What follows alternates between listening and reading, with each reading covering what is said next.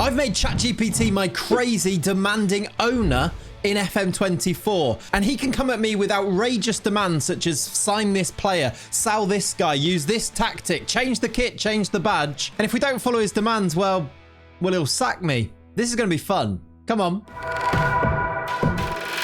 Hello and welcome to Brighton, where right now everything seems as it should. We are in an up-to-date database. We're predicted to finish 9th in the Premier League, and everything looks normal at the moment. However, that is about to change. And that is because the club has been taken over by a maniacal, highly volatile new chairman. I have asked ChatGPT to do the following. This is how I started this. If you want to do this yourself, this is what you can do. I said, I want you to act like a crazed, highly volatile football club chairman, and I am your manager. This is playing in FM24. I will provide context for the current situation at various points, and I want you to make my demands or make demands as my boss. For example, you can demand specific tactics. Tell me to make specific signings. Spelled specific wrong there. That's very good for a former teacher, isn't it?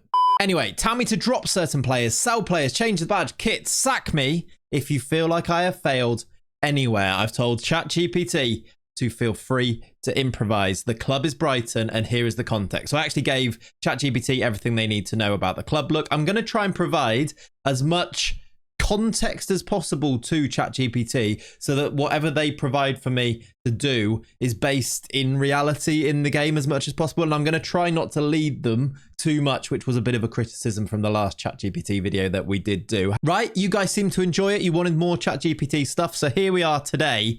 Let's see what our first demands are from our new crazy owner. He says, welcome to the Lion's Den, Clayts. You think you've walked into Brighton with your glasses and tidy haircut? Thank you. And you'll just manage quietly? No.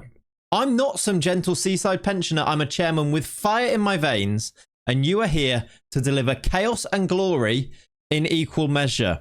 Here's what I demand from you immediately. So straight off the bat, we've got a load of demands that we're going to need to go and put into place in the game here. Tactics, I want attacking football. We can do that. I usually play quite attacking in FM anyway. It's the best way to do it, right? I want my fullbacks bombing forward like caffeinated seagulls. Interesting. Mitoma is not allowed to track back. I want him terrorizing defenses 24/7, 365. If he's spotted near our own penalty area, you're fine. So I get fined for that. Nice. Secondly, transfers. I don't care how good Welbeck looks in training. He's out. Get me a striker under 22 who can score 20 goals a season. I want a new starlet for the Brighton faithful. So I guess we need to get scouting for somebody there. I've got some ideas. There's some good players. This is an up-to-date database, so we need to bear that in mind as well. He then says, James Milner, respect the man, but he's older than the chalk cliffs of Dover. Phase him out unless he suddenly morphs into prime Clarence Seedorf. I'm not sure it's going to happen, even though he's brilliant. Club culture. I hate Crystal Palace. Hate them. If you lose to them, don't bother coming into work the next day. Does that mean I get sacked if I lose to Palace here? I guess we'll find out. The badge too boring. I want the seagull redesign with red eyes. Fearsome, a warbird, do it. Okay, we'll have to do that. Kit, lime green away kit. Why? Because it's hideous and it will burn into the opposition's retinas. Psychological warfare. There's a lot to do here. Straight. It's very demanding, this boss. I suppose I did ask for that though, didn't I? Youth policy. Evan Ferguson is loaned out. What are we? A charity. Recall him immediately. I'm not even sure if that's possible, but I will try. If Roma want him, then good. They can have him for 150 million plus a lifetime supply of wine. I'm not sure I can make that happen in FM24, but again, we'll try. Expectations. Now, this is important. Finish top 6 again. Media says 9th. I say the media are fools. I don't do mid-table security. I do European nights. We have to get Europe. He wants top 6. I suppose if we don't finish there, that's also a way that we lose our job here. This could be a short video. We could lose our job quite quickly. I mean, if we play Palace and lose, we might just be out anyway, right? And if you ever finish below Palace ever, I will personally drive you back to your mum's house in a taxi. Now, manager, how do you respond? Do you dare argue with me, or will you deliver my vision? I suppose we better get to work. Okay then, so I've been busy on my first day in the job here, trying to get to the chairman's commands, the owner's commands, and this is what I've done. I mean, I apologise, Brighton fans, ahead of time here. This is your new club badge. He asked for a seagull with red eyes, and he wanted it to be a warbird, so is that offensive? That feels offensive. This is our new badge. I've also given us this new away kit that he asked for as well, which is very bright.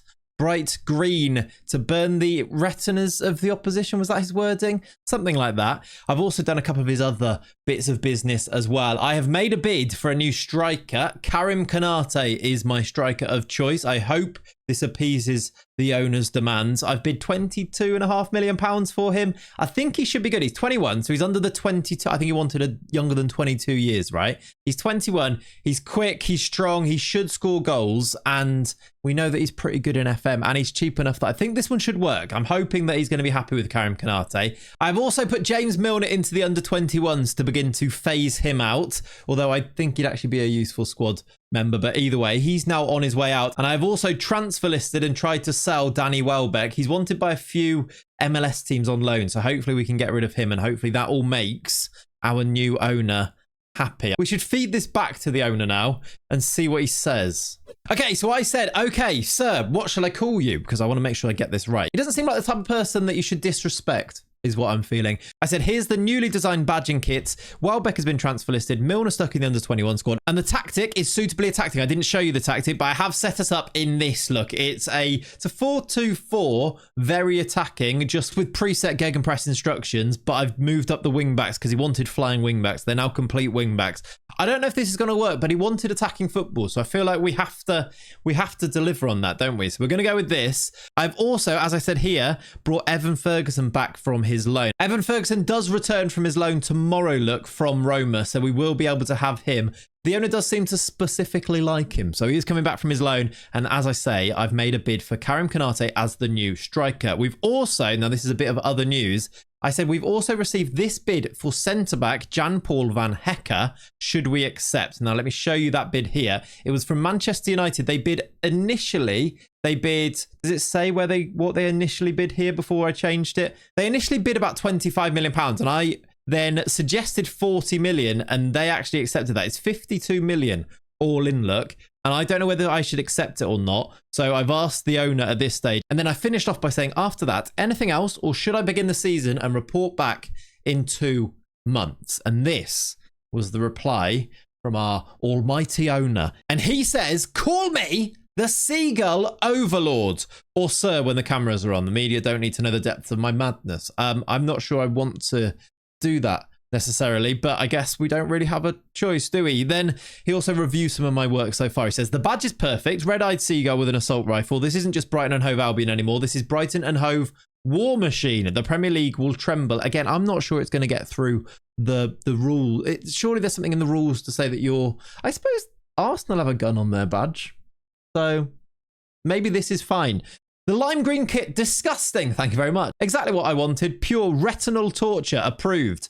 Welbeck transfer listed, good. If MLS wants him, fine. If not, we'll stick him on the pier selling fish and chips. Seems harsh, but okay. Milner in the under-21s, yes. Let him run around teaching 16-year-olds how to hydrate properly. His leadership is wasted elsewhere. Ridiculous, but okay. Ferguson recalled, finally, that boy's my golden goose. He really does like Evan Ferguson. If you don't build the attack around him, I'll personally strap you to the Brighton wheel and spin you till you vomit. Is there a Brighton wheel? I don't know if I don't think I've. Maybe there is. I'm not sure. Karim Konate bid inspired. I like him. A striker with pace, energy, and the arrogance of youth. Sign him. We will do that. And he says now Van Hecke.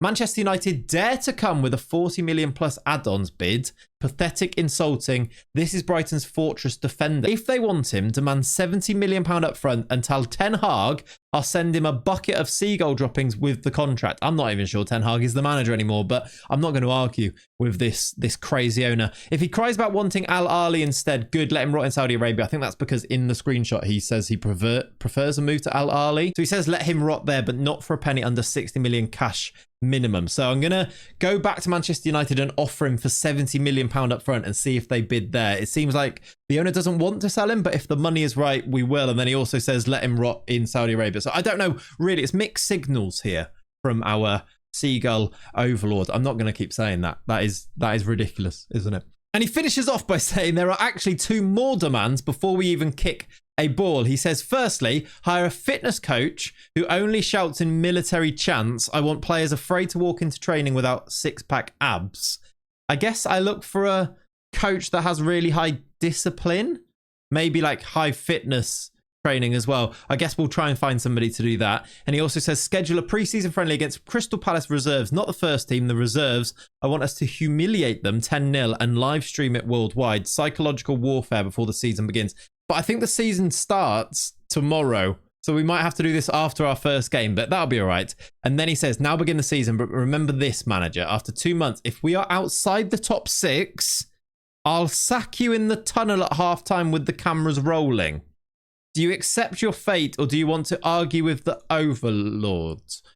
I have to be top 6 in October, otherwise I get sacked here. And I've also agreed to play that ridiculously attacking tactic. This could be a really short video. Anyway, let's go and get a fitness coach that only shouts in military chants. Where am I going to find that? Also, I need to do the... All right, let's go do the preseason friendly in that.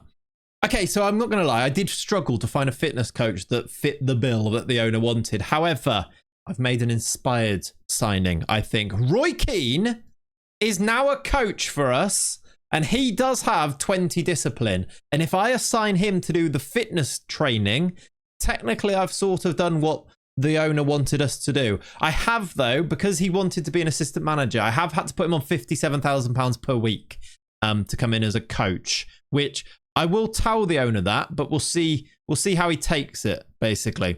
And yeah, also, I was right. We are going to start the season before I can do a friendly. So we're playing Man City in 4 days, and then we play Palace under-21s before the next Premier League game against Fulham. So we've just got a random pre-season friendly against Palace under-21s in between Premier League games, which I'm sure is fine. That'll be okay, won't it? I'm going to feed this back to the owner now and just check that he's okay with Roy Keane on 57k a week. He says, ha ha ha, yes, my little tactician. I feel like it's going well. He likes me. This is going good. Rejecting United's peanuts. This was about rejecting the Van Hecker bid. I told him about rejecting it and then offering him out for £70 million up front. Look, he said, perfect, 70 million or Ten Hag can shove it. I'm just not going to correct him on that. He can believe that Ten Hag is still the United manager. That's fine. He then says, Roy Keane on £57,000 a week, worth every penny. I was a bit worried about that, but he seems to like it. If a player so much as yawns in training, Keane will have them doing burpees until their soul leaves their body. And then about the friendly against the Palace under-21s after City, he says, even better. He says, imagine Pep Guardiola watching us demolish Palace's children 12-0, knowing that's our warm-up for Fulham. Terrifying. I don't think we're going to beat the under-21s team by 12-0. The under-21s teams aren't that bad, are they? But I guess we'll see how it goes. And then I said to him, shall I report back on the 8th of October? And I checked below 6 and I'm out of here, right? No pressure. And he did confirm that. He says, 8th of October is Judgment Day. Top 6, you're thrown at my right hand. 7th or lower, I'll have you escorted out by Roy Keane himself. So I will get sacked if I'm not in the top 6 in 2 months' time. So I guess I should go and play the first 2 months of the season, right? Okay, so welcome back to what the owner is calling Judgment Day. It's the 8th of October, and this is our tactic. This is our squad screen where this ridiculousness, well, it's kind of working. I feel confident that we're going to keep our job, but there is one small problem, which we're going to come on to in a second. With this 4-2-4 with flying wing backs and very attacking mentality, we're actually 4th in the league. We're doing very well. If we win our game in hand, we go to 17 points and would actually be 2nd in the league. Now, Brighton are a good team, and if you play a really attacking system in FM, it can work. I don't know how long we'll keep this up because our fixtures have been okay, but we're actually in a really good position. Remember, top 6 or bust for us this season. And we also needed to be in the top 6 on the 8th of October to keep our job even this early into our reign.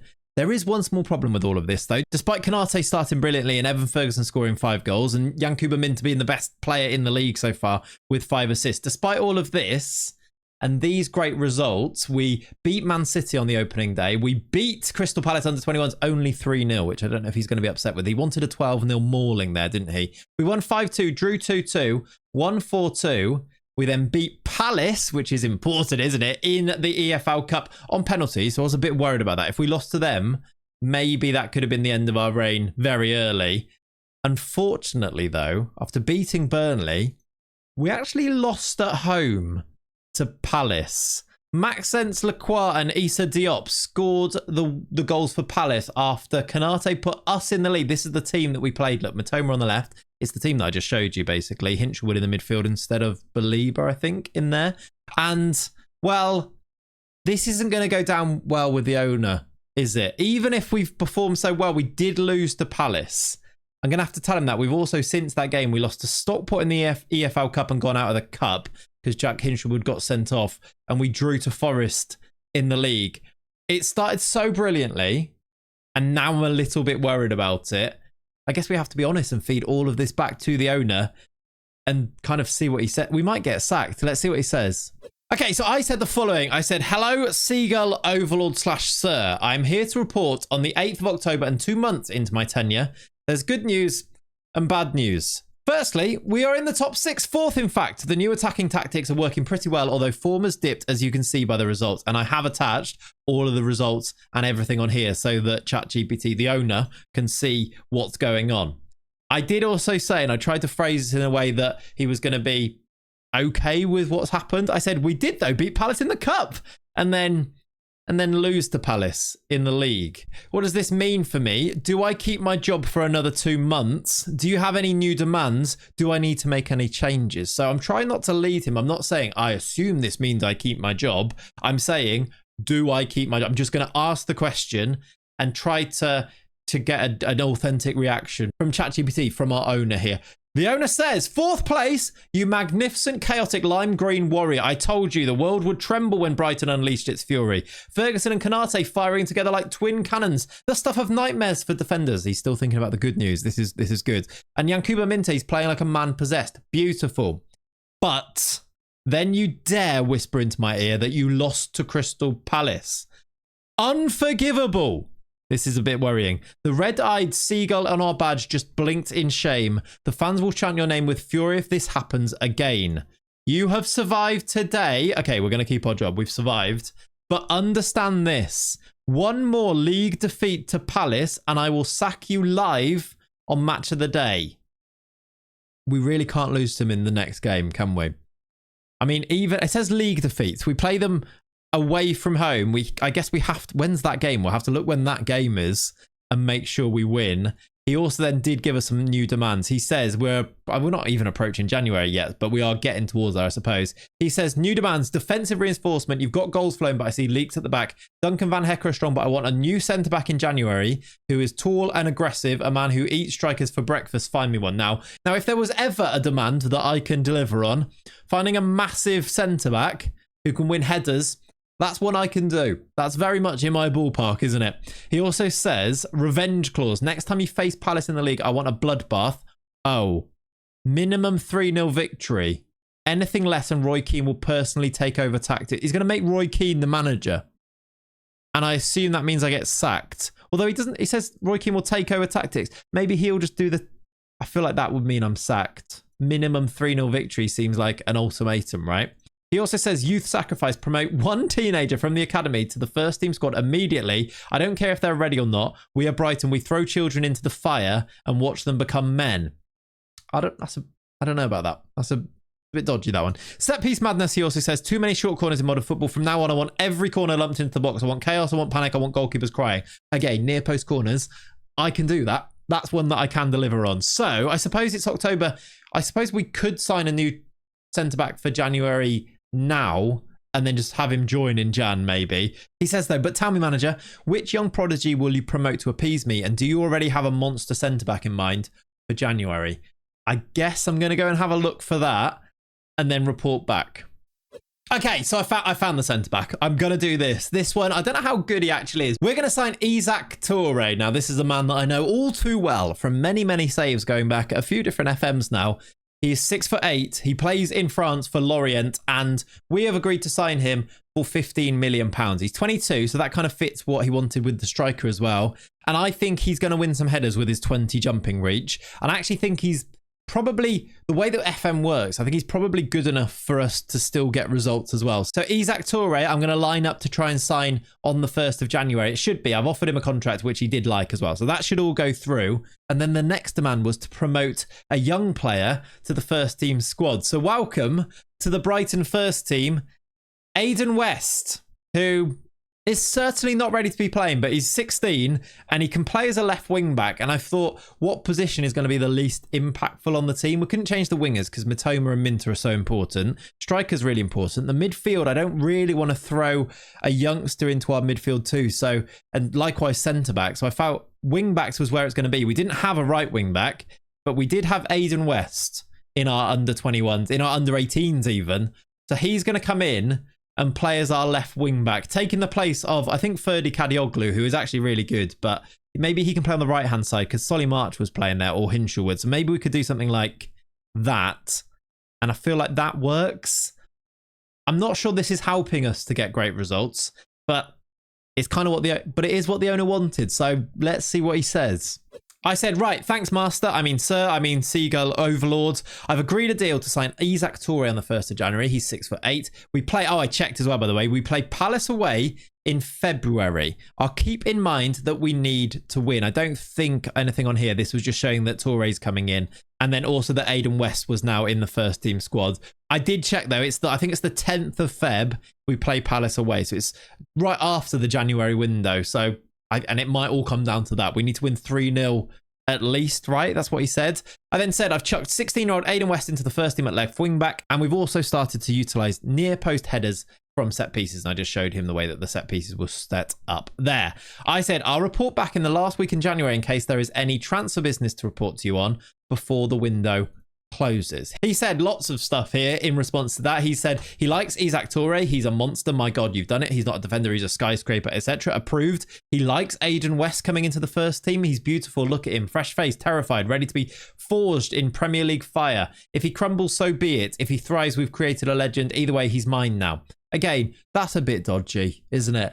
16 years old, mate.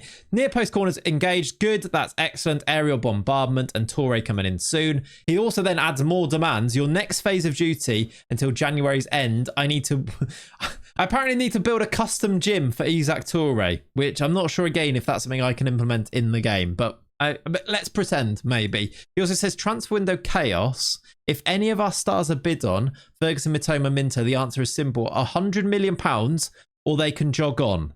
So I need to reject all bids for players basically and demand £100 million if they're a star. So I suppose I can kind of decide if I think a player's a star, except these guys he's named as definitely stars, right? And then he says revenge season loading February against Palace. This isn't just football, this is war. Between now and then, test different tactical variations so that when we face them, we unleash something unholy. I guess we just kind of practice the tactic that we're doing and I hope it works, unless he wants us to go with something. Is he asking me to download a tactic for that game? Because it feels a bit like he is. I might not do that, though. Finally, though, he says, style demand. I've decided every goal we score must be celebrated with the players mimicking a seagull, wings out screeching, train them in this immediately. Is that an FM24 feature? I'm not sure. I'm thinking of Iliman Ndai, who does these type of celebrations against teams, doesn't he? I guess if you're doing it about your own team, that's not so bad. Would you get booked? Is that inciting the crowd? I don't know. It feels like a risk, but again, I'm not sure I can do that in FM, but let's pretend that that's happening. He says, you survive for now. Report back to me on the 31st of January. Okay, he wants me to come back on deadline day. We're doing it all on deadline day, it seems. Tell me, manager, when the window closes, will you have built me a squad of gods or will you crumble under the pressure of the Premier League vultures circling our stars? I guess I need to play some more games now and I'll see you at the end of January. Okay then, welcome back to deadline day in the January window. I have opted to take part in deadline day. We've got 15 hours remaining and I'm going to go and ask our almighty owner now what his demands are for deadline day. Before that though, let me catch you up on how things have been going. These have been our results from, we were in October last of all, weren't we? It was after this Forest draw. They've been pretty good in all honesty. There's some losses in there. We lost to Spurs and drew to Bournemouth, lost to Liverpool 4-0 away from home.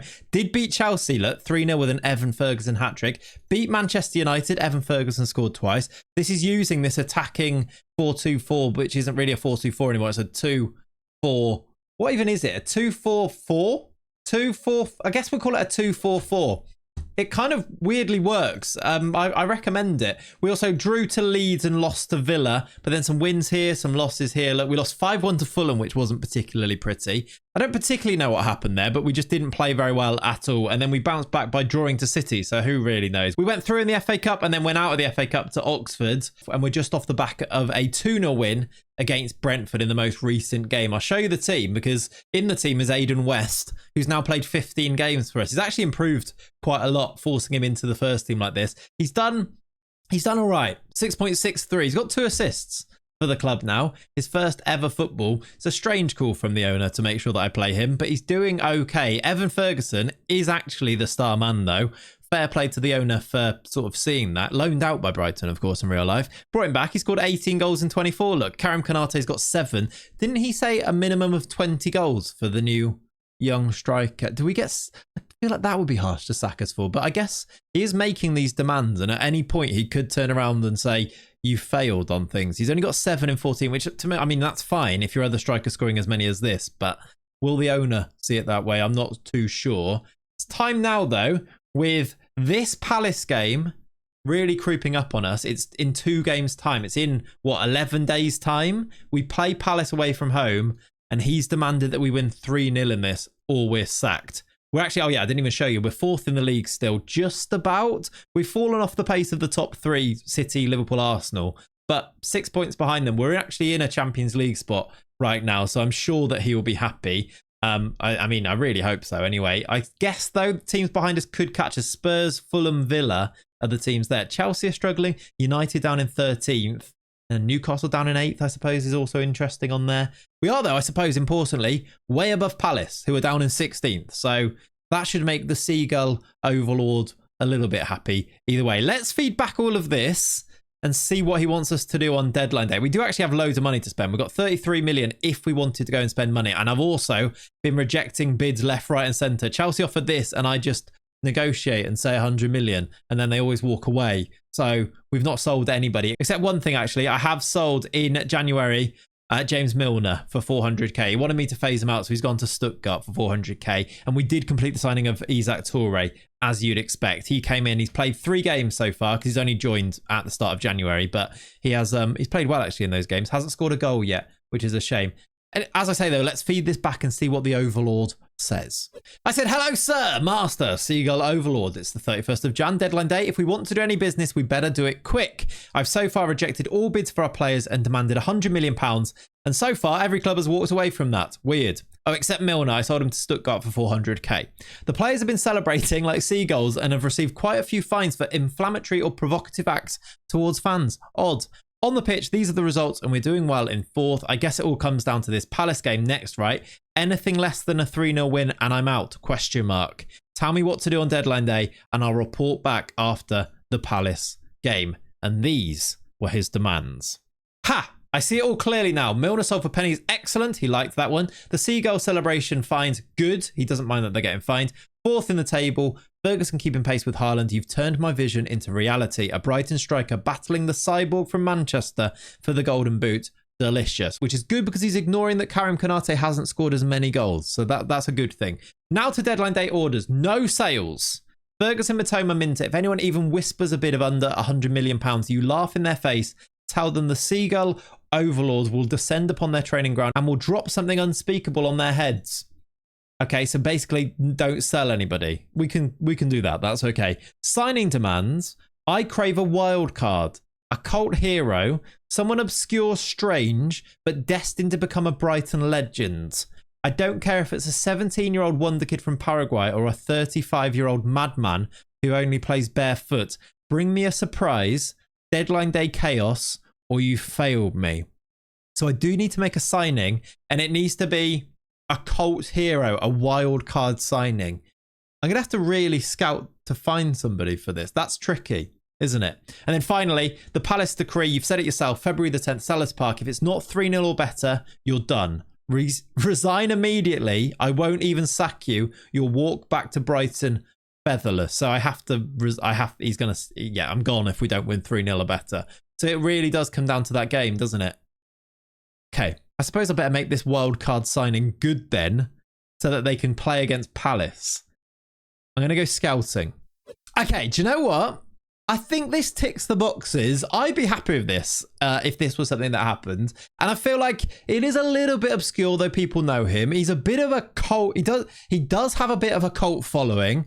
I've signed Richard Rios for Brighton. I can weirdly see this one happening in real life as well. He recently did make a move to Benfica from Brazil with Palmeiras. He's a Colombian international. He's a very silky, full of technique footballer. And I feel like that's South American-ness. And he's also got a mullet that people love. So all of these things combined, I do kind of feel like it hits all of the marks that the owner was asking for. We've initially had to sign him on loan, but there is a chance that we sign him permanently for 30 million at the end of that. It was all that we could really do on deadline day.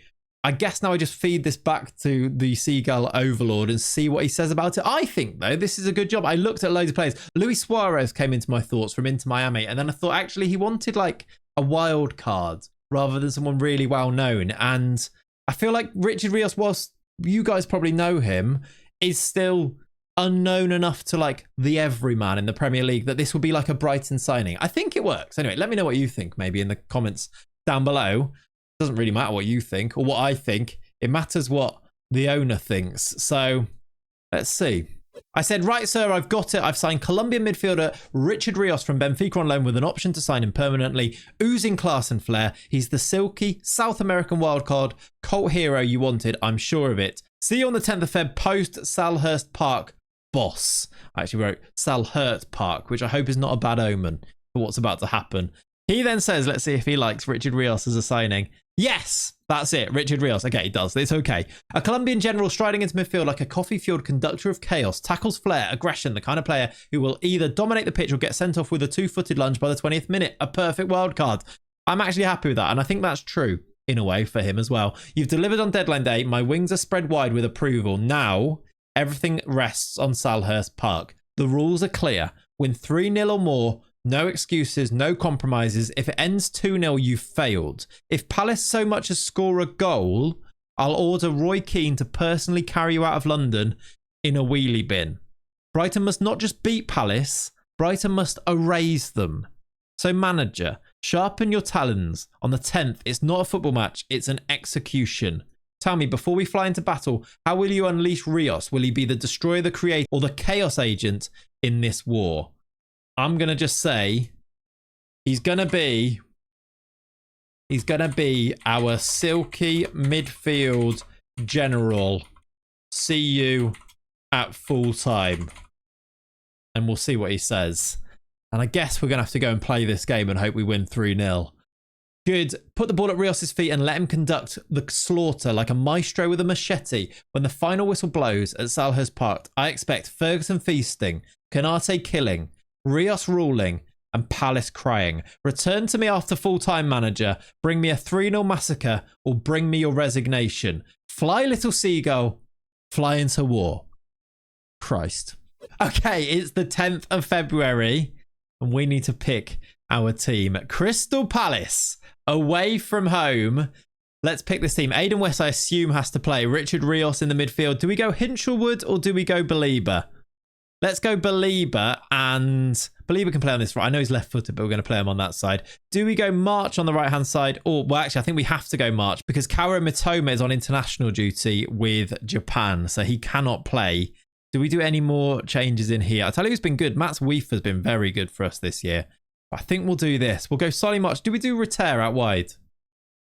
No, we're going to go Solly March. He's been solid for us, actually. And then in defence, Toure and Van Hecker, Lewis Dunk or Van Hecker for this game. I guess we go Toure because he's demanded it, hasn't he? But Bruggen or Steele, weirdly, Steele's been better for us this year and seems better in FM. So we're going to go Jason Steele. That's the team. Very attacking. We have to win 3-0 or we get sacked. This could be the end, my friends. The Palace team managed now. They've actually sacked Glasner in this save. Sergio Conceição is now the manager. It's a strong team. They've signed somebody called Million Manherf as well. Tassos Duvakis. They've made some signings. Christian Kouame up front as well. So there's some changes in there. I want us to beat the rivals is what I've said. I should have done... Was there revenge on there? There might have been, actually. Here we go, though. We are underway and we are playing in our green, horrible green away kits, which is glorious and disgusting to see all at once. I don't know why it's black at the top of here, but it is. Here come Palace down the left-hand side. Kadioglu with the tackle. Good start, lads. Wow, ridiculous. Look at our kit. It's so, of course, we're playing in the lime green, horrible away kit for this game. Of course we are. Right, second minute. Kadioglu into Belieber. Oh, it'd be so cool if we could actually win by more than 3 goals, wouldn't it? I'm very scared that we just get sacked here. Rios on his debut! Richard Rios gives us the lead!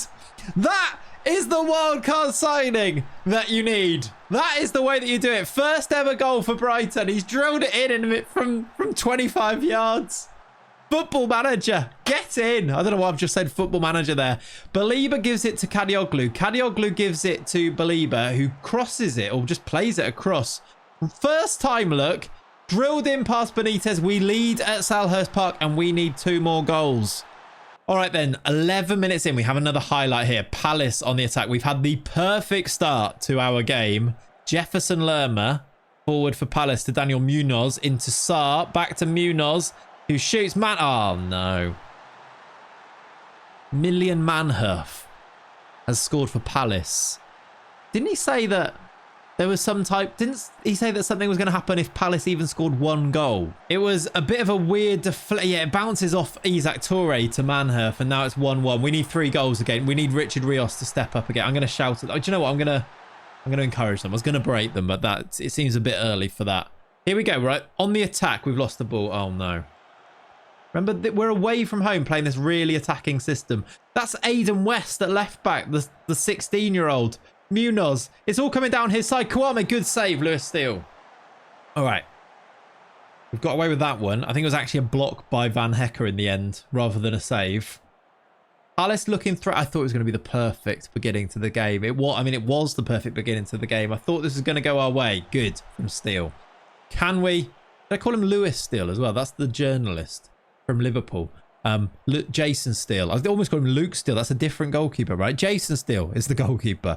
Third time lucky with his name. 25 minutes on the clock then. 1-1. The Seagull Overlord is not going to be too happy with this at the moment. I might need to just go like... I was going to say go more attacking. That's almost impossible with the way that we're playing. But another goal before half-time gives us a bit of hope. Evan Ferguson's a bit tired. Aiden West is struggling a little bit down the left-hand side. Here come Palace again. Can you nick it from Wharton? No, it's good play from him. Belieber was closing him down. Gay into Kwame.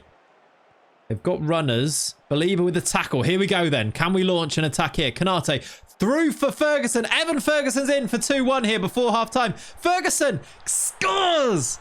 2-1. 2 goals to go. Lovely little bit of link-up play from our 2 strikers. And Evan Ferguson has made it 2-1.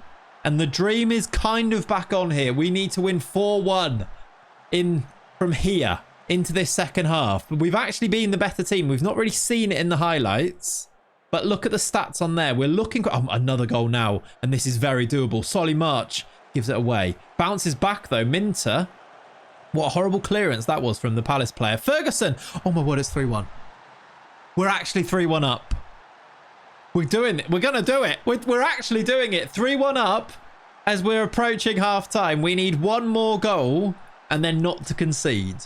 And we keep our job at least until the end of the season. I mean, if we can do this, we should be fine, right? Because we're going to finish in the top 6, you'd think.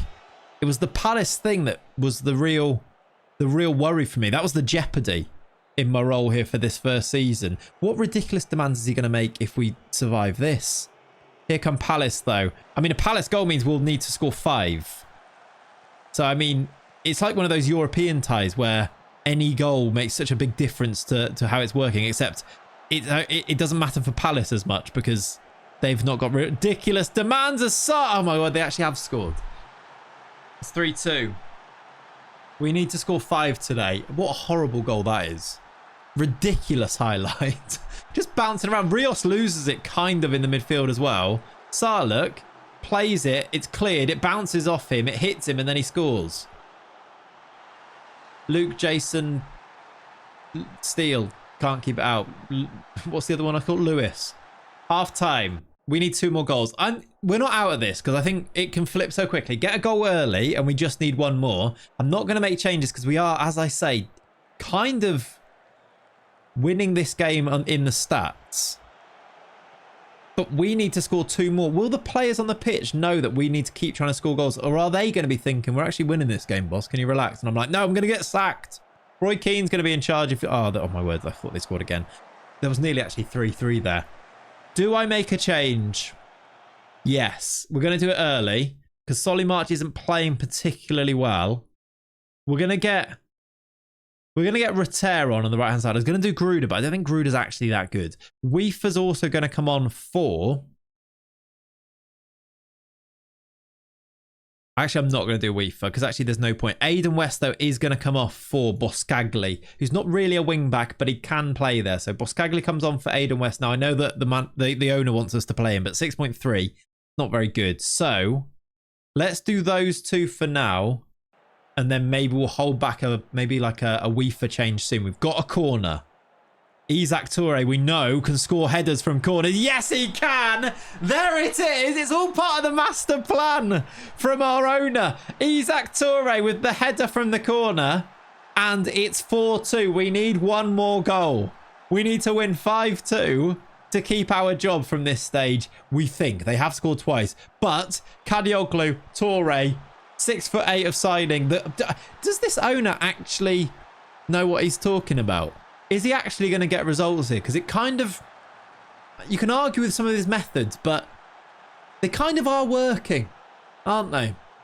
Which I am surprised. Here we go again, looking for our 5th goal with 35 minutes still to play. I mean, again, if Palace score... It's very difficult again, but we've been in this position before where we need just one more goal. Richard Rios, the midfield general, as I've called him, into Minter. Look at the space down the left-hand side. He goes right instead. Kadioglu. We've got players in the box here. Ferdi Kadioglu. Straight at the keeper. I thought that was it. I really did think that was it then. I thought we were going to do it. Saved by the keeper, Walter Benitez. We have the corner. Now, we are good from these. Isaac Toure's there again. He's headed it wide. That might be our route home. Just get corners, score the corners, win the game 5-2. Half an hour to play. And here it is, another corner. Look at him in the middle. There he is, towards Isaac Toure. He's done it again! Isaac Toure, 5-2, and this is on. We are keeping our job. We're not going home. Have that, you see. No, don't say that to him. I'm not going to. No. Boscagli's corner this time. Isaac Toure's got 2. It's 5-2. And now we need to hold on. As Palace come forward. And now I'm scared again. How are we actually winning by 3 away at Palace here? Jefferson Lerma is going to shoot. It's saved. It's in. Oh, please be offside. Please be offside. SA has scored. And I think he might be off. I can't see the linesman. This might be a reprieve for us. I think he's off, you know. Offside. We get away with it. Okay. Half an hour to play. How can I make sure that we hold on to this game here? What can we do to make sure that we win this? Steele takes a goal kick. I mean, I couldn't even change anything because there's a highlight immediately. Another goal for us would be... I mean, it actually gives us a cushion, doesn't it? Minter, it's a lovely first touch. He's giving it away. Scared that Palace got that goal with the disallowed. That was disallowed. Scared that they actually are now trying to score again. Duvakis into Diop. Palace were on the attack again, but there actually might be a break on here. Ferguson has it taken off him, but Minter is there. I thought there was going to be a Palace chance. We've actually managed to come forward here. We've lost it again. Duvakis has got it again. Oh, Palace, don't break my heart like this. They've got runners. They've got a runner in. Patson Daku now plays for Palace. Look at the space on this side if he can cross it. Duvakis! I should have gone defensive. I should have done it earlier. The highlights kept starting and I felt like it wasn't... Even if I made the change, the highlights began, so it wouldn't have come into effect. And Palace have scored and we need a goal again. It's 5-3. I mean, we are kind of doing the massacre thing, but Palace are just staying too close to it. We're on the attack again here. There's no point changing now. We might as well keep it going. We've done it before. Boscagli crosses. Rotter. It's in again from Karen Canate. We've actually done it. He might be offside. He might be offside. The flag hasn't gone up, though. It was a great cross, and Karim Konate, one of our other new signings, has scored. I think this is a goal. It is! We're actually back in front. Oh my word, this is a ridiculous game of football. Boscagli's back post cross look. Konate up above everyone, including Jorginho Rutter. 6-3. We're back in. We're keeping our job again as it stands. Now I should go defensive, shouldn't I? Let's not be silly. Although I hate doing this. But let's try and sit. All right, Evan Ferguson injured. I tell you what I'm going to do. We're going to go and bring in another midfielder and go balanced. And I'm going to push these guys back. Would the manager want this? I think he would in this game. We're going to go Matt Weaver into our midfield. We'll do that look. You can be our... Can I do that? No. You can be our roaming playmaker. And then what we'll do is we'll sit in and be a bit more defensive. And hopefully see this game through here. This is ridiculous. That'll do for now. For now. We've got 20 minutes to play. Oh, Palace immediately on the attack. I don't even know this is to do with my changes because it's happened so quickly. Palace on the attack again. Wharton. If Palace score again here and make it 6-4, I don't know. What are the FM gods up to in this game here? Lerma. Diop. I mean, it's a long highlight. It's gone back to the keeper. Maybe this will be a goal for us. We've sent them all the way backwards. Look, Gay. It's a good press from us. We've got ourselves into a decent shape. Benitez goes long. Duvakis, if he wins that, we're in trouble. Patson Daka, it's cleared, but only as far as Brooks. Can Brooks get the cross in? He can for Wharton. Headed away for Lerma. This is tantalisingly close for Palace. Back post cross. Patson Daka there. That's a goal. This time, though, is he onside? He looked it to me. I can't see the linesman from this angle. They've had one disallowed goal and we got away with it. I think this one might count. Will it? I don't know. Is he on? It's offside again. It's offside again. We've got away with another one. I swear this one's going to be close. I guess he does. Yeah, he does. He comes back from the offside position, look. Oh, my word. This is actually happening. 6-3.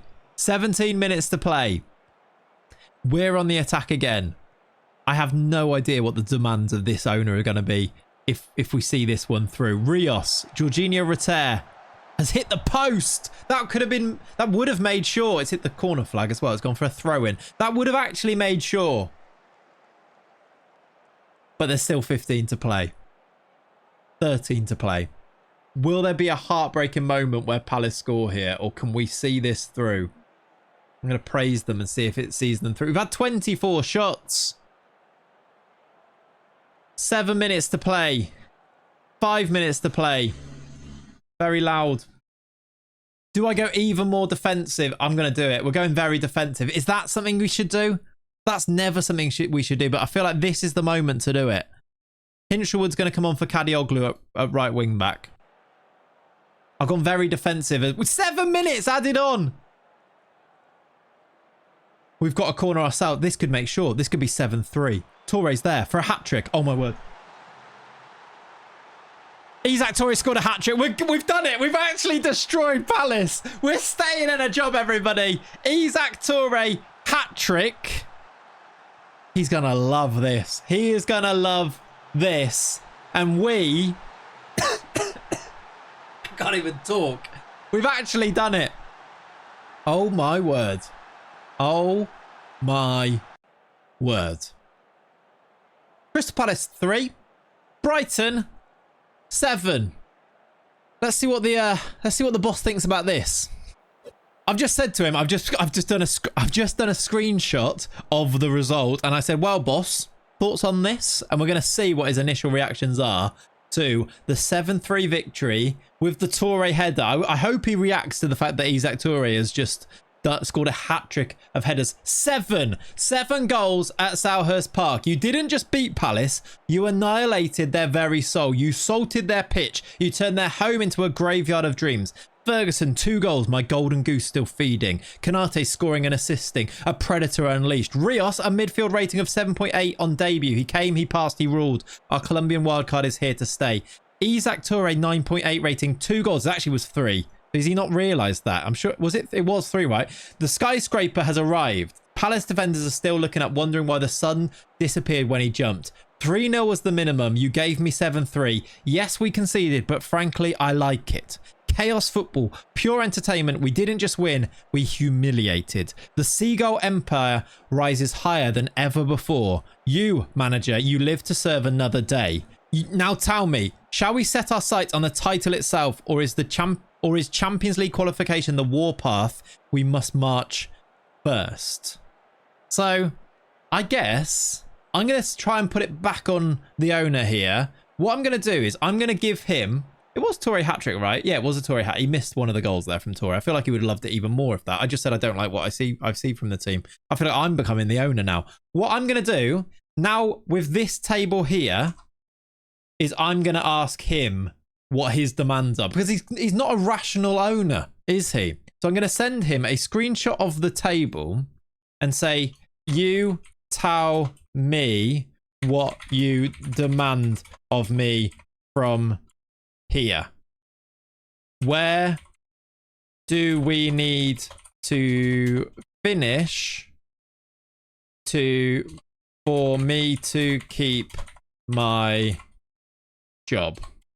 Let's see what he says. I've sent him the table and the current situation. Look, where do we need to finish for me to keep my job? Hopefully he goes for Champions League or something here, right? Look at the table. Brighton 4th, Manchester United 13th, Crystal Palace 18th, fighting relegation. Okay, the Seagull Decree. Champions League qualification is non-negotiable. Top 4 or you're gone. 5th is failure. Even though technically that could be Champions League, but I suppose top 4 is guaranteed to be that, isn't it? Trophy tribute. I don't care if it's the FA Cup, Carabao Cup, or you somehow sabotage City into giving us the league title. You must bring me silverware within the next 2 seasons. The Golden Boot, Ferguson or Konate, must finish in the top 2 scorers. If Haaland beats us, fine, but he cannot be left unchallenged. Does that for this season? I assume that's this season. Palace must be relegated. If they survive after we hand them 7 goals, I'll consider that your personal failure. All right, I feel like we can ignore the trophy thing because that's for next year. I need to get top 4. I need Ferguson or Konate to finish in the top 2 scorers, and Palace must be relegated. My job is being judged on whether Palace stay up or not. That feels harsh, but that feels like something that this crazy owner might actually bring into the objectives. So here it is, manager. This season, top 4 plus Palace down. Next season, a trophy. Do this and you'll keep your place at my right hand. Fail and you'll be cast into the sea, pecked by goals for eternity. Now, do you have the courage to not only hold on to top 4, but to hunt Arsenal for 3rd? Christ. Palace are in the relegation zone, look. And they played an extra game. But if Palace recover, we're done for here. And we are actually fairly far ahead of Spurs in 5th, although they got a game in hand, so it'd be 4 points. I'm confident we can finish top 4. I'm not so confident that Palace stay in the bottom 3. I guess what I'm going to go and do now is I will go and play let's play until Wolves here. So there are 3 games left and see if we need to keep a closer eye on results for those games, depending on where Palace are. I still might not keep my job here. I'll see you at the end of April. Okay, welcome back to the end of February then, where this is the current situation and I'm about to report back to our Seagull Overlord. We are still 4th in the league, just about 3 points clear of Spurs behind us. So that is a game, and then we've also got the better goal difference. So it's a game plus 1 for the difference there. With 3 games to go, we should be finishing there. Our remaining games are against West Ham, Arsenal at home, and Newcastle away. So Newcastle away tricky, Arsenal at home obviously difficult, and then West Ham are 16th. So we should win that one really. Spurs' final games are against, they've got Palace away, that could be really important for us. Forest at home, Bournemouth away, and then they've got the FA Cup final after that as well. So you'd expect Spurs to win most, if not all, of those games. The other bit of news, though, is that Palace are still in the relegation zone. After 35 games, they are joint on points with Wolves above them. And they have a worse goal difference. So it looks at the moment right now, also with Evan Ferguson leading the Golden Boot, that it looks like our job is safe, but it comes down to these last 3 games, which is why I've stopped here to kind of do them game by game. And then maybe we'll update our owner after each game to see how he's sort of feeling about everything. Right now, this is what I've said to him. I've said, okay, end of April update, 3 games to go, still in 4th, Palace still in the relegation spots, Evan leading the Golden Boot, job still just about safe. I'll do that actually as a question mark. I'll report back after each of the next 3 games. Let's see what he says. Are we still safe in our job? We should be. He's made it very clear what we need to do to keep our job, hasn't he? Our owner here, the Seagull Overlord. He says, safe for now, Seagull Disciple. You've delivered the goods. 4th place with 3 games left. Evan Ferguson top of the scoring charts. And Palace in 18th. He does say your job is secure until the end of the season, but hear this decree, the demands. I don't know if he's changing them slightly or not here. Finish inside the top 4, no excuses. Ensure Ferguson brings home the Golden Boot. Now, does that mean if he doesn't, has he made that more? Is that more demanding than it was before, where he wanted either him or Konate to finish in the top 2? I mean, it might be. And then finally, leave Palace in the dirt. If they survive, your loyalty will be questioned. Now, march on through the last 3 battles. Report back after each game. Soldier of the Seagull Empire. Who's your first opponent in this run-in? I suppose we'll just play that game and then we can report back how that goes. Oh, my God. Oh, my God. Look what's just happened. We have lost to West Ham in our 3rd from last game here. And Palace have beaten Spurs, which in a way is good news for us, but in another way, completely terrible news for us. Palace are now 17th in the league. They are out of the relegation zone.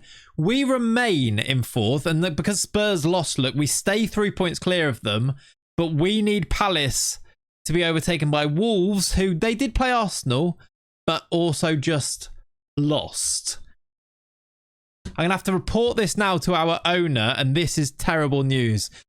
Boss, I have some bad news. 2 games to go. Oh my God, this could be. We've had we're 4th in the league and we're brilliant. And Palace staying up is actually gonna lose us our job, isn't it? I mean, it might even sack us now. This is terrible news. I see it. Weakness leaks to the back line, displeased, still 4th, but Spurs breathing down the next. Palace clawed up to 17th. This is a disaster. You were meant to bury them. Now survival is in their filthy, talonless grasp. Final decree. You must finish top 4. If Spurs leapfrog us, we're done. Ferguson must stay ahead of Haaland. If he fails, it's your head. Palace must go down. If they survive, your future is in doubt. You have 2 games to carve your name into Brighton history or into Brighton infamy. So he hasn't changed his mind. 2 games to go. It continues. Okay, next game has also not gone particularly well for us. However, it was Arsenal, who are 3rd in the league and they're very good. This is right in the balance as we go into the last game of the season. We've lost 4-0 to this Arsenal team. We played, I mean, there's the same system. Look, Matoma, Minter, Konate, Ferguson got absolutely decimated by Arsenal in this game. Arsenal's team is good. Gyökeres scored a hat-trick in it. I wasn't necessarily surprised about that result. I was lucky and happy to see, though, Crystal Palace losing to Sunderland, their relegation rivals. I was a bit worried that if Palace won that game, they'd be way away from that relegation zone. Right as it stands, though, with Wolves also losing, it's Palace on 33, Sunderland on 33, and then Wolves on 30. Wolves have the best goal difference in this, so that if they win and the others lose, they'd stay up. It goes to the last day. Palace have to get a result. Palace can still go down and Sunderland could leapfrog them here. Palace play who on the final day here? It is Manchester United at home, who are 12th. Whereas Sunderland, who do they play on the final day? Is it a winnable game? Away at Forest, who I suppose actually on paper that is more difficult in 8th. Who do Wolves play on their final day, I suppose, is a question as well. They have not been very good recently. They play City away. I think they're doomed then. They're down. We play on our final day, Newcastle away, having lost the last 2 games, with it completely in the balance whether we stay in this top 4. All of this, I think, means we have to go and do a last day live com, don't we? To see whether we keep our job. I'm going to feed back now this to our almighty owner. And I know what he's going to say here. He's going to keep this final decree exactly the same. Game week 37 update. And let's see if he has anything to say going into our final day. I'm a bit worried Palace stay up and we lose. I'm a bit worried that we might lose our job here. He says, that was unacceptable. You bent to the knee of Gyökeres, of all people. Still fourth by luck, not by glory. Spurs close, but not yet over you. Palace lost to Sunderland. They dangle above relegation by a single point. They can still fall. It's actually, I mean, joint on points, isn't it? So here is the situation. You must secure Champions League football, fourth or better. Ferguson must finish ahead of Haaland, golden boot or death. Palace must go down. If they survive, your place is uncertain.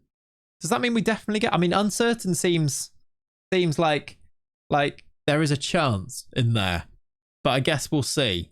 Just on Haaland and Ferguson, by the way, they're now joint on goals going into the last day. So joint first surely counts as first anyway, but is second even going to be enough there? It all comes down to this final day, doesn't it? Let's go and play it. Okay then, here we go. The final game of this ridiculous season. And I suppose it's the game that's going to see whether we keep our job going in to what might be a season 2. Maybe if we win and we keep our jobs and Palace do get relegated, there becomes a part 2 of this video. If we do not do those things though, we'll probably be sacked and that'll be the end of the video anyway. I guess we'll go and find out. We play away at Newcastle. Crystal Palace, we need to keep an eye on this, play at home to Manchester United. It comes down to those results, as well as maybe keeping an eye on Forest at home to Sunderland as well. Maybe even, probably not though, Wolves away at Man City. Let's go and choose our team. And actually, I've picked this already. We're going to go with stealing goal, Duncan Toure. March at left wing back because there is an injury to our youngster, Aiden West. He can't play. Hinchwood at right back because Kadioglu is also injured. Weefa, Rios, Mitoma, Minter, Kanate and Ferguson. There's also, of course, the golden boot race to be keeping an eye on during this as well. There's so many little moving parts in this. It could be a lot of fun. Let's see how it goes. Let's go and try and qualify for the Champions League and hope we're in. Okay, we've got a bit of a kit clash here because of the new kits, which is going to be a problem. We might have to go 2D for this game, which is a bit wild, but let's just see. Let's see what it looks like. We are in, it's a ridiculous kit clash. We have got we're in all black. Newcastle, I suppose, are in slightly more white, even though it says we're red up here. Trippier free kick, we've conceded immediately. That's not good news. Kieran Trippier has scored a free kick. Maybe the keeper didn't know that it was a Newcastle player taking it. We trail inside 4 minutes. Latest results out elsewhere. Still 0-0 in the Palace game. Still 0-0 in the Sunderland game. Wolves also 0-0. We've dropped to 5th. As Newcastle come forward again. Newcastle are a good team. This is a really tricky last day, isn't it? Oh my word, they've scored again. After everything we've done well in this season so far, it might be all coming down crashing and burning in the final 3 games. Trippier's corner, Carter Vickers with the back post header. Lewis, James, Jake, Luke, Justin, Jason Steele couldn't keep it out. We're 2-0 down. It makes us 5th. Palace are surviving as well, which means it's a double whammy. Haaland's missed a penalty. That is good news, because that means that... Okay, we've given the ball away. We've also got white on the back of our kits. It's a mess. Everything... The owner... All of these things always happen. It looks so good for a while, and then it always comes crashing down with these new crazy owners, isn't it? And Lewis Hall might be about to make it 3-0. He's put it wide. We're okay. I'm stressed. I'm going to lose my job. I am, aren't I? This is going to happen at this stage. I'm waiting for that Palace goal dagger at this stage as Newcastle are... I mean, they're tearing us a new one a little bit with this very... I mean, we're very attacking. I don't think we've actually attacked yet. Here's Gordon. The kits look identical. Good tackle, Solly March. Until we see the front of our ones. Maybe we do need to go... Great. I thought he'd pass it to a Newcastle player. This must be confusing. Lewis Dunk into Jack Hinchelwood into Mats Weefer. They look identical from behind. Hinchelwood, this is a very long highlight. Are we about to get back into this game? Rios, the general in our midfield. Can he do the magic that we did, that we needed and we actually saw in that Palace game? Very long highlight. You have no idea if he's passing to an opposition player or his own. It is an opposition player. It's Elanga, who's now running at the, I was going to say the defence in black and white, but also the attacker in black and white. Elanga down the left. Hall, Tonali. It's good football. Elanga for 3. It's 3-0. We're sinking without trace. There is an offside check here, but I have a very strong feeling that this is 3-0 Newcastle and we are not going to get the result we need. We need Spurs to lose, right? If they lose, do we go back into the top 4? I haven't even looked at who Spurs are playing. That's true though, right? We'd stay above them. Mitoma, make it 3-1. He does. Flag has stayed down. It's 3-1. Game's sort of back on at this stage. I don't know if it comes down to goal difference, but maybe it does. We need to keep an eye on that as well. Let's just pause after this goal and see where we're at with everything. Mitoma, 3-1. Don't think we need the replay. Spurs are above us because they're drawing away at Bournemouth. So Bournemouth, we need a favour. Sunderland are winning. That puts Palace in the relegation zone. So right now it's all kind of going on. This isn't over, you know. If we can get 2 goals, it's not even if we can get 2 goals. If Bournemouth can beat Spurs, this is suddenly back on. We cling on to top 4 and Palace are currently in the bottom 3. This isn't over, even though we're really not doing our job and we're struggling. Although maybe we're not struggling. Maybe we're about to mount a comeback as Weaver has given it to... I mean, he's not. He's taking his time, but he's giving it to Hinshelwood. Into Minter. Is Minter onside? Ferguson is offside for sure. The flag is up. He looks way offside then. This one isn't going to... He's not going to get his goal to take him back above Haaland in the golden boot race either. So he's had a disallowed goal and Haaland's had a missed penalty so far. 29 goals apiece, I still think. I mean, this one's definitely going to be offside, isn't it? Yes.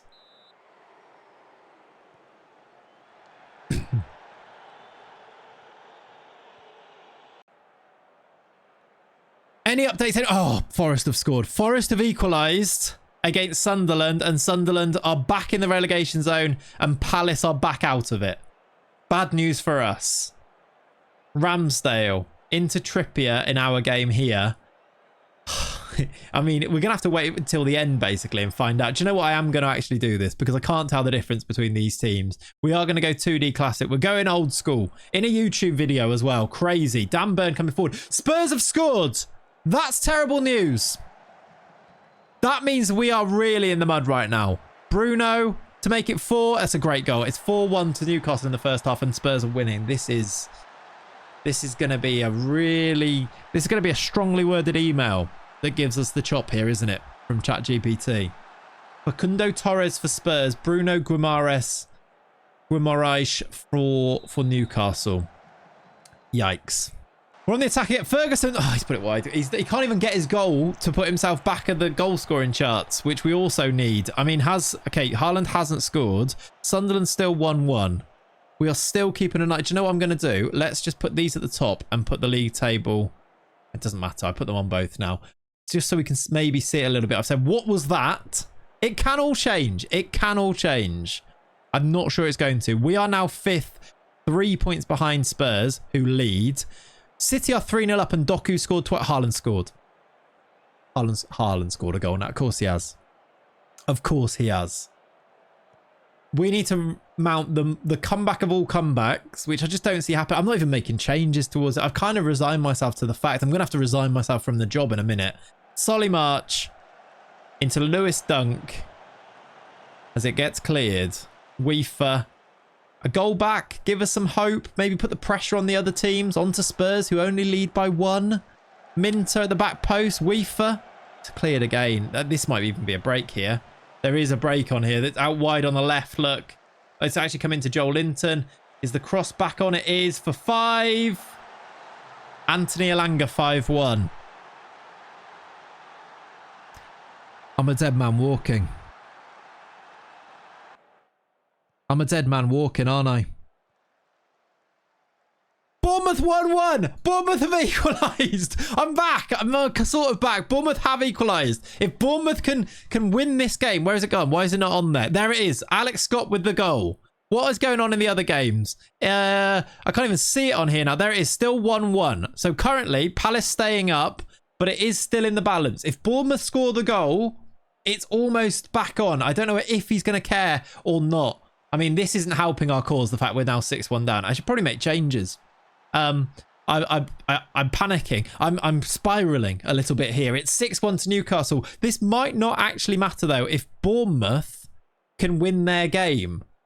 There's 20 minutes to go if we include added time. Matoma for 6-2. Lovely goal. 6-2. 11th goal of the season for him. We need really an Evan Ferguson goal, don't we? To be honest. What's going on in the other games? Let me pause. It is still 0-0 in Palace United. It is still 1-1 in Bournemouth Spurs. 4-0 to City. Haaland's got the one goal in there. I cannot see the Sunderland result, but I'm assuming it is still 1-1 because they are still joint on points with Palace here. It's really annoying that it sometimes cuts off one game, and that game is a really important game to us, isn't it? I guess we will see it as an update in the bottom corner if a goal does go in, like we saw with that with that Bournemouth goal, I should say. Rios into March. We're only 4 goals off them here as Walter gives it away. I mean, imagine the comeback here. It wouldn't actually even surprise me the way that Football Manager is sometimes. Hinshelwood crosses. It's blocked by Jacob Ramsey, and they're going to clear it from now, aren't they? Paul has cleared it to Walter. He should win that header. He's massive, although Lewis Dunk is also massive. 6-3? I don't think it matters. Mitoma header. He's missed it. March. It's good play. Kanate. I suppose it would matter if it's an Evan Ferguson goal, but it's not an Evan Ferguson goal. It's not a goal at all. There's 30 minutes. 2-1 Bournemouth! Oh my word, it is actually back on. Bournemouth lead. That means that we're still in the top 4, right? Unless the goal difference is mattering now because we're 6-2 down. Are we back into the top 4? We actually are. Are Palace staying up? They actually are. What's going on? There's 10 minutes to play, but this actually could still go our way somehow, even though we're 6-2 down. Hang on, pause it. Palace is still staying up because it's 2-1 to Forest. That might be dream over. Unless... Does it matter? If Palace... Oh, Palace are losing.